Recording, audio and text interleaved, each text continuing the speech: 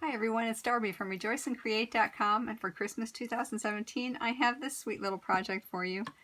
It is a Manger treat box, and there's room in there to fit a lot of treats, but I put a hanger on the top of it so I could hang it on the tree, but you certainly could tie a bow on it or leave the hanger off if you wanted to stand on the table. Now I made this treat box with the pocket framelits dies, and I used the pocket die to cut out two pockets, one for the front and one for the back of the manger. And I used Sarah sand on this one, but I'm using crumb cake on this one. For the sides and the bottom of the manger, you'll need a piece of early espresso that is 2.5 by 10.5 inches. For the roof of the manger, I used a piece that was 4 inches by 2.5 inches, and that was also early espresso. For the radiance behind baby Jesus in the manger, I used a piece of Daffodil Delight and the Starburst punch. For the halo and the head of the baby, I used Very Vanilla, that's 1/2 inch circle punch, and a piece of gold foil paper that is 3/4 inch circle punch.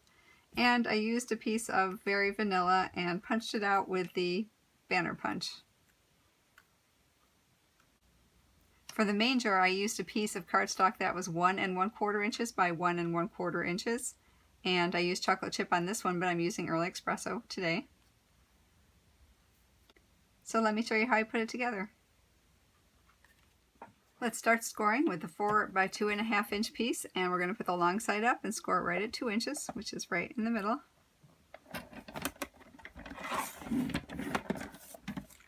And then we'll score the 2.5 by 10.5 inch piece, and we'll put the 2.5 inch piece up first and score it on 1/4 inch on each side.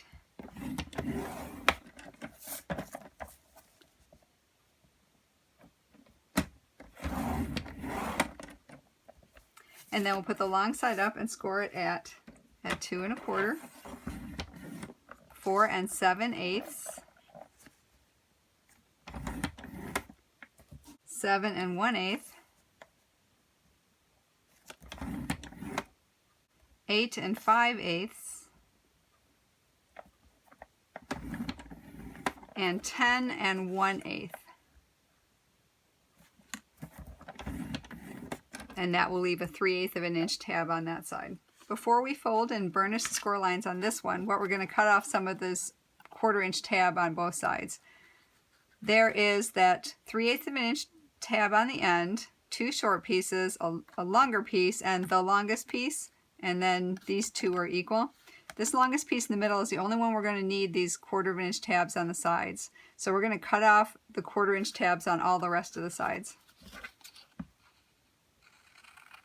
You can do this on your trimmer if you wish.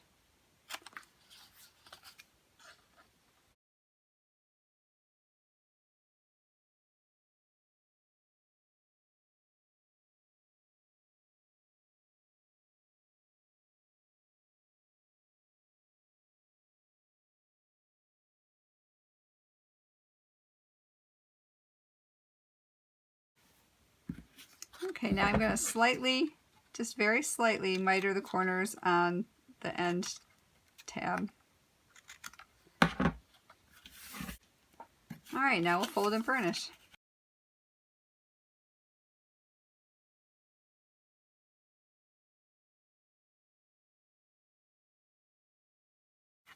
Alright, I'm bringing my 2 pockets in now, and we'll fold and burnish these as well.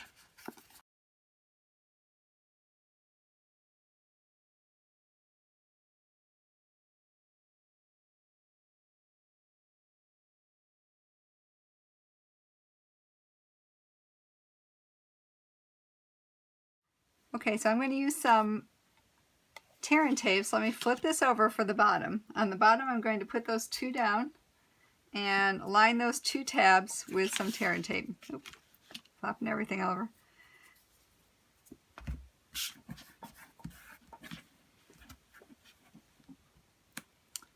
Alright, so go ahead and peel that off.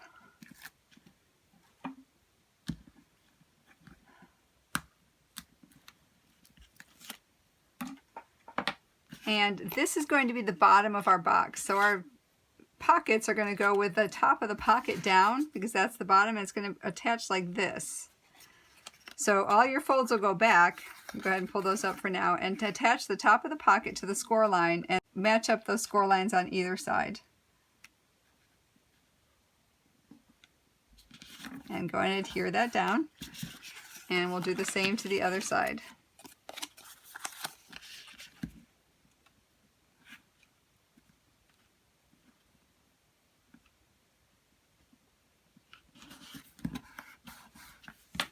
Alright, so now I'm going to use some Tombow because I find it a little bit easier. You could certainly use some tear and tape or other adhesive if you wish, but I find it easier at this point to put Tombow on. So go ahead and put Tombow on this tab that's closest to the one panel that's hanging over, and go ahead and match that up and line that up. You just have to hold it for a moment. And go ahead and put it on this other side as well.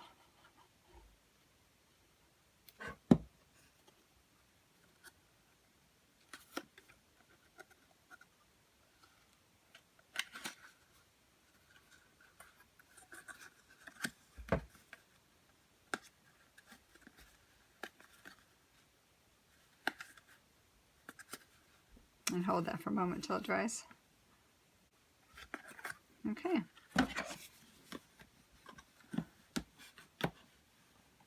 Just make sure it's sealed really well. Alright, so we're just going to go around the box and we're going to adhere these two tabs and adhere these two tabs, but we're not going to adhere these two tabs because we want the box to be able to open and close. Okay, so let's just do these two next.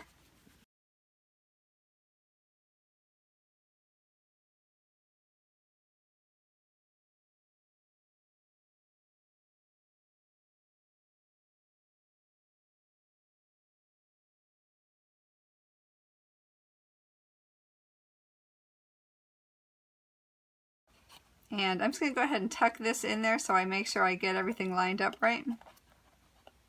And that'll help me make sure I'm lined up with the peak and everything. Okay, so now what we're going to do is put the roof on.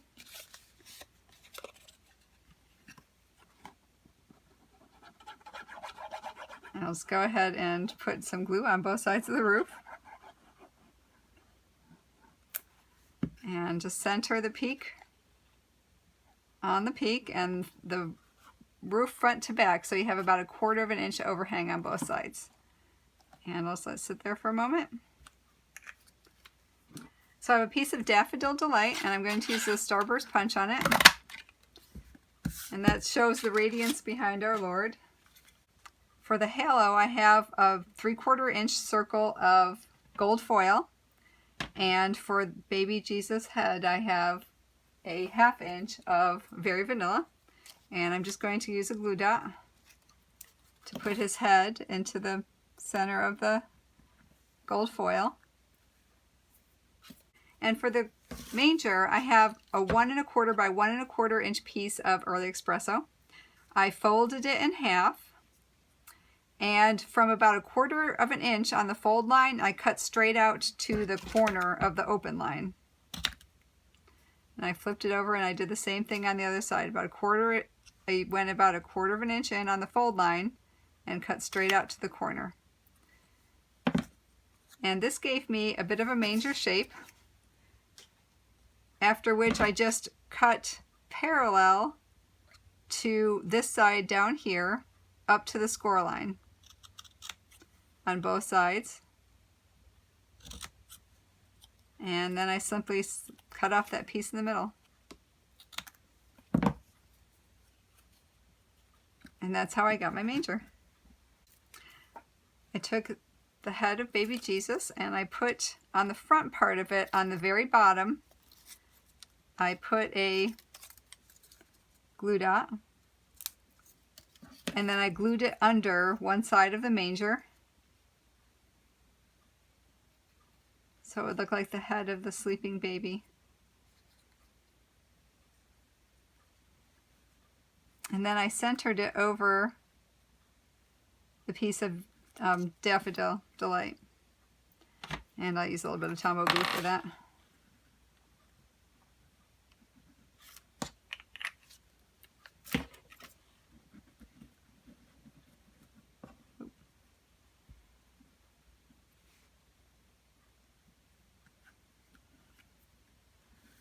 Alright, let me just put a block on that to hold that down while it dries. The last thing I did was to use a piece of Very Vanilla, and I cut out one of the banners from the banner punch.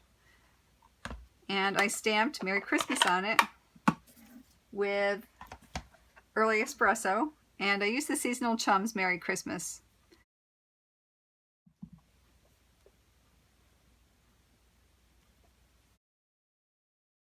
Alright, on the last one I didn't sponge around it, but I think on this one I'd like to sponge around my sentiment. Actually, I think I'm going to build it up. So what I'm going to do is I'm going to actually cut it up along the angles of this top part to make it look like the center part is actually folded out above the base. So I have a banner for the base, and I cut out that center of the top banner that I'm going to put up with dimensionals, but I'm going to go ahead and sponge around it and see how that looks. So I'll take a couple of dimensionals and we'll go ahead and pop that up on 2 dimensionals. Give it some dimension. Let me line those sides up with the sides of the banner below it. Alright, so let's put the front of our manger together. Let me go ahead and use some Tombow to put baby Jesus in the manger on.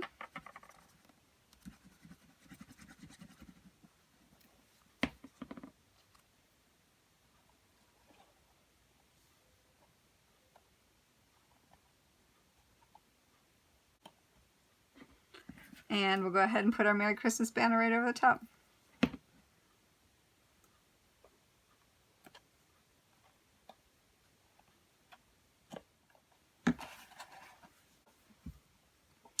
Alright, now the last thing I need to do is to put holes in the top for my hanger. Oh, there it is. So I have my 1/16 of an inch hole punch, and I'm just going to tuck it in, and I'm going to punch it right inside the tab, right on top of the peak of the roof on both sides, the front and the back. So right inside the part where the tab would be. I'm going to just feed my punch in and punch it right in the center of the roof. And then I take a double strand of linen thread, and I'll send it down through one side, up through the other side, and then just tie a knot on the top. I said if you want to leave it on the table, if this is going to be a table favor and not an ornament, you can go ahead and skip this part.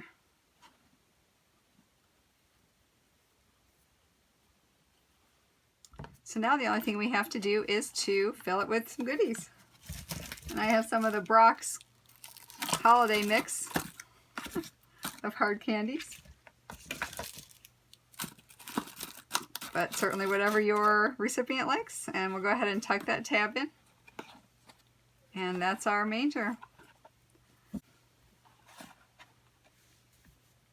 So I hope you enjoyed our little manger treat box ornament or table favor.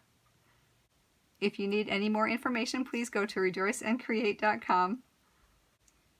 And until we meet again, I hope your days are blessed. Bye!